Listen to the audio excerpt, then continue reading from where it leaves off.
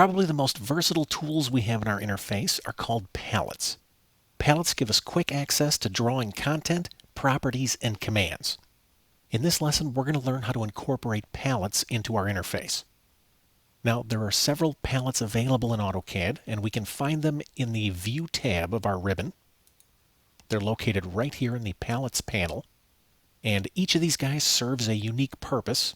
For our example, I'm going to bring up the Properties palette by clicking this icon. In my opinion, this is the most important palette in AutoCAD. This is the one we use to change the properties of our objects. Now that this guy's open on screen, take a look at the little X. I can click this to close the palette. I'm going to do that right now because I want to show you a shortcut to bring up the Properties palette.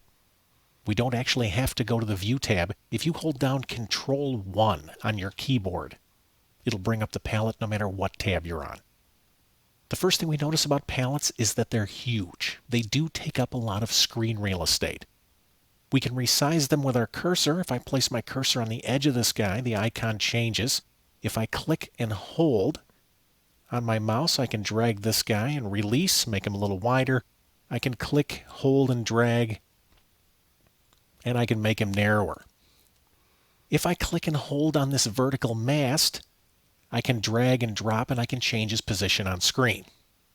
If I click, hold, and drag close enough to the left or right edge of my monitor, notice the shape changes. At this point, if I release my mouse button, he'll dock on screen. Now think about this. If this guy is docked, this is just one palette. Notice all the other palettes I have available in AutoCAD. We certainly don't have room to have all of these guys docked at the same time.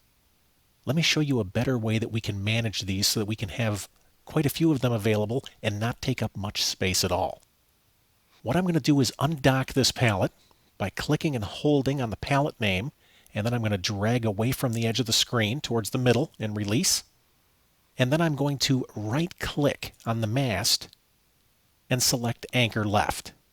This collapses my palette to the margin of my interface. So now if I want access to this guy, I can simply place my cursor in the margin. The palette will open up. Once again, if I need to make it a little bit bigger, I can click and hold on the edge and drag him out. I can do my business, and when I'm finished and move my cursor out, the palette will automatically collapse. Now we can even take it one step further.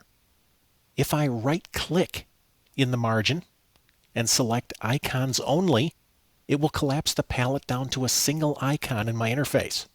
This means that I can actually have several palettes open and only be taking up a couple of icons on my screen. I'm going to bring up another palette. Another important one is the Design Center palette right here. Let me click the icon to turn on this palette. We would use the Design Center to move content from one AutoCAD drawing to another. There is a keyboard shortcut for this guy as well. If you hit Control-2 on your keyboard, notice that just turned the palette off. Let me hit Control-2 again to bring Design Center back up. I'm going to anchor this guy as well. Let me right-click on the mast, and I can select Anchor Left or Anchor Right, depending on which side of the screen I would like him. There we go. I now have the capacity of 2 palettes on my interface, and they are only taking up 2 icons. If the time comes where you would like to dock one of these palettes, if you'd like it open for an extended length of time, you can simply click this Auto Hide button, and this will dock the palette. If you want to return it to the icon state, we can hover over the palette name and we can click Minimize. Palettes can be the most versatile tool that we have in our interface. They pack the functionality of an entire dialog box beneath a single icon.